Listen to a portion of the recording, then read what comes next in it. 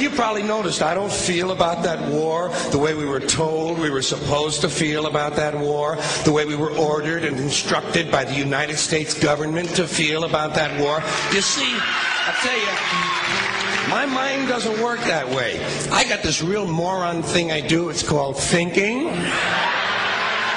And I'm not a very good American because I like to form my own opinions. I don't just roll over when I'm told to. Sad to say, most Americans just roll over on command. Not me.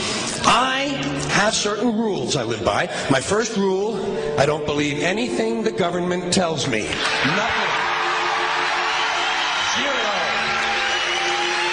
Nope.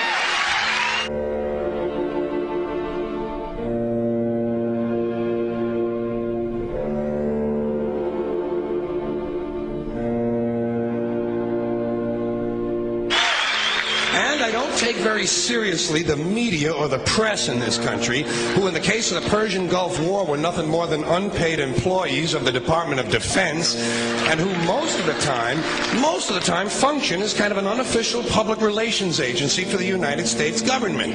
So I don't listen to them. I don't really believe in my country, and I gotta tell you folks, I don't get all choked up about yellow ribbons and American flags. Now, to balance the scale, I'd like to talk about some things that bring us together. Things that point out our similarities instead of our differences. Because that's all you ever hear about in this country is our differences. That's all the media and the politicians are ever talking about, the things that separate us, things that make us different from one another. That's the way the ruling class operates in any society. They try to divide the rest of the people. They keep the lower and the middle classes fighting with each other so that they, the rich, can run off with all the fucking money. Fairly simple thing happens to work.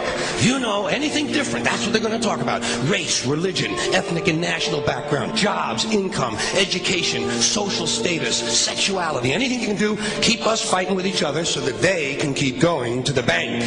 You know how I describe the economic and social classes in this country? The upper class keeps all of the money, pays none of the taxes.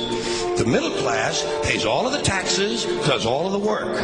The poor are there just to scare the shit out of the middle class.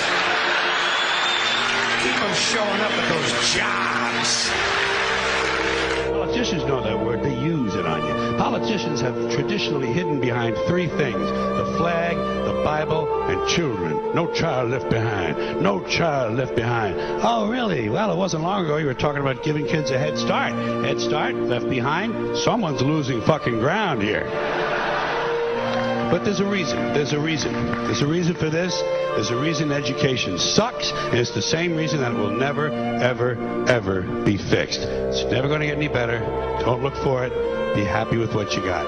Because the owners of this country don't want that. I'm talking about the real owners now. The big, the wealthy, the real owners, the big wealthy business interests that control things and make all the important decisions. Forget the politicians. They're irrelevant. The politicians are put there to give you the idea that you have freedom of choice. You don't. You have no choice. You have owners. They own you. They own everything. They own all the important land. They own and control the corporations. They've long since bought and paid for the Senate, the Congress, the state houses, the city halls. They got the judges in their back pockets, and they own all the big all the big media companies. So they control just about all of the news and information you get to hear. They got you by the balls. They spend billions of dollars every year lobbying to get what they want. Well, we know what they want. They want more for themselves and less for everybody else. But I'll tell you what they don't want. They don't want a population of citizens capable of critical thinking. They don't want well-informed, well-educated people capable of critical thinking. They're not interested in that. That doesn't help them. That's against their interest. That's right. You know something? They don't want people who are smart enough to sit around the kitchen table and figure out how badly they're getting fucked by a system that threw them overboard 30 fucking years ago. They don't want that. You know what they want? They want obedient workers. Obedient workers. People who are just smart enough to run the machines and do the paperwork, and just dumb enough to passively accept all these increasingly shittier jobs with the lower pay, the longer hours, the reduced benefits, the end of overtime, and the vanishing pension that disappears the minute you go to collect it. And now they're coming for your Social Social Security money. They want your fucking retirement money. They want it back so they can give it to their criminal friends on Wall Street. And you know something? They'll get it. They'll get it all from you sooner or later because they own this fucking place. It's a big club, and you ain't in it. You and I are not in the big club.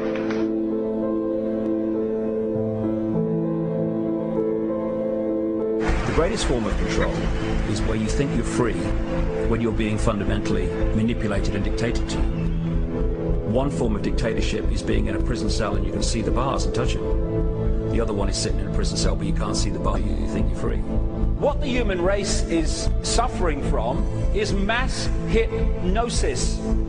We are being hypnotized by people like this. Newsreaders, politicians, teachers, lecturers.